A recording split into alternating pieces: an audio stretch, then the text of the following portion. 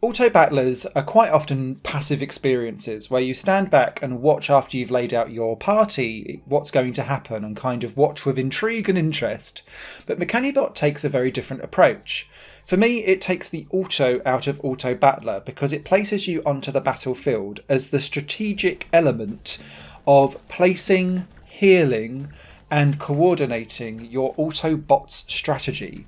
And that means that you're an active part of the battle, and so it's not really feeling like an auto battler, even though all of your other party members are set to autopilot depending on where you put them. At the beginning of each game, you'll start off with a selection of coins and you'll get access to a shop.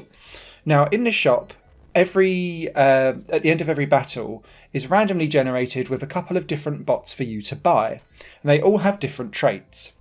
Some of them will be like bomb attacks, some will have ranged attacks and can attack from anywhere on the map, some have area attacks where it's just directly around them, some of them will randomly create pockets around the map that will damage enemies if they're inside them, some of them are magic attacks, some are like nuclear blasts, so it will be like they'll deplete enemy health whilst they're around them, and some of them have healing abilities too.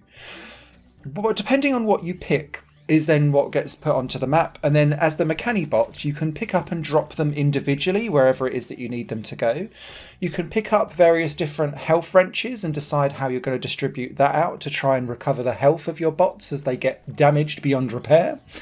And also you can have this magnetism pull, which means that you can collect and dump anything within that magnetic pool all together in one lump, and I found this incredibly helpful, particularly in boss battles where most of the map is covered by a damaged area, so you need to quickly like hoover them up and then drop them away in a corner somewhere and hope for the dear life that they aren't going to get damaged and killed. Doing how you kind of buy all of these different bots is a huge part of the strategy of Mechanibot, because it depends on what you double down on as to how strong each of those individual bots become. So, as you go through this store and you collect more coins, you'll then have the option to level up these robots, because if you've already got, say, a ranged shooter in the field, that can level up 4 or 5 times.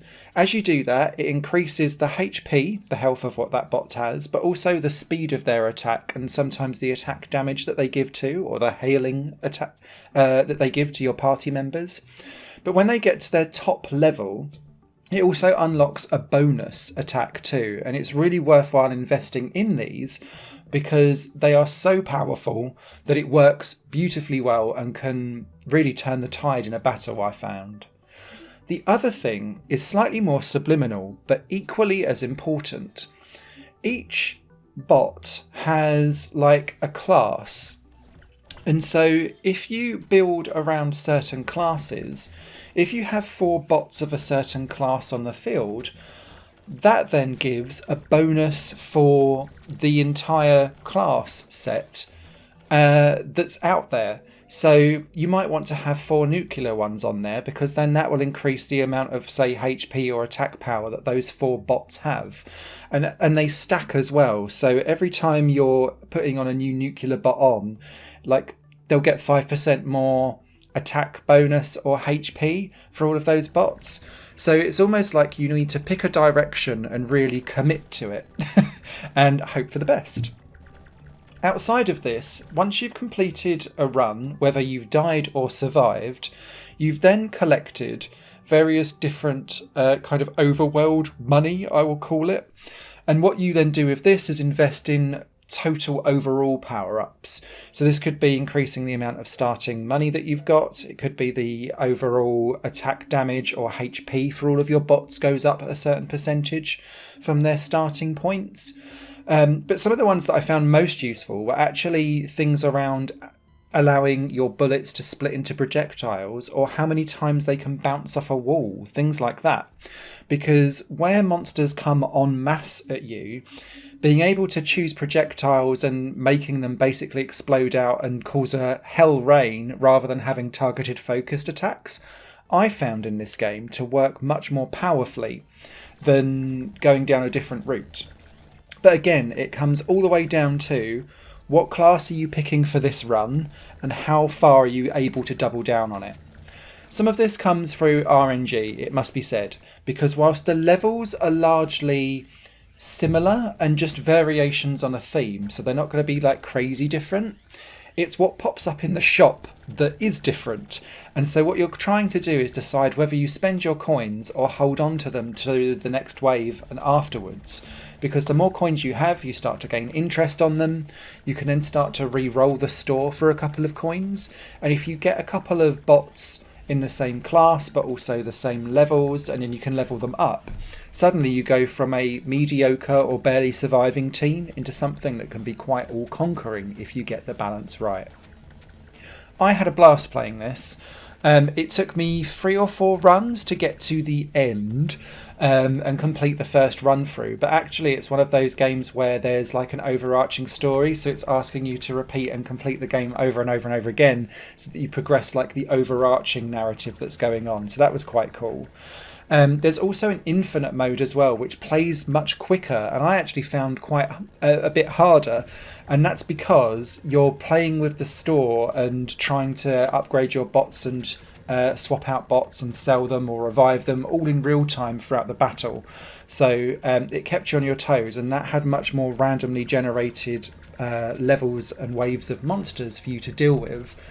That was much more experimental, I guess, than what the main campaign was, which felt quite not sane. The waves were quite similar as you play through each time. The variations are there, but they're quite small.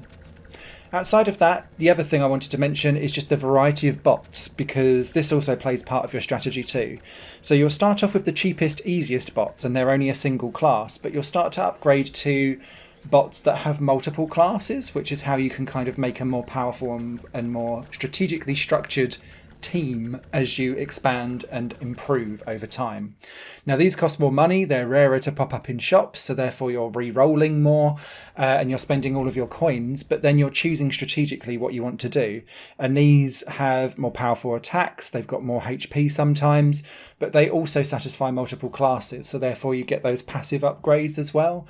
And unlocking more of these and some of the biggest and most powerful bots are all tied to like semi-missions of building certain types of loadouts or upgrading lower level bots to their highest level. So there's an awful lot of mix and match replayability that comes with Mechanibot that encourages experimentation, and that's really my big takeaway from this. There were lots of ways to play this game. Some did feel slightly more stronger than others, but they were all realistically winnable. So that was great to see. Mechanibot is out now, and I give it 2 thumbs up. Take care. Higher Plane Games is part of the Higher Plane Network, a completely independent media outlet supported by people like you. The goal is to create the best possible content that cultivates a richer indie scene for games as well as music and entertainment.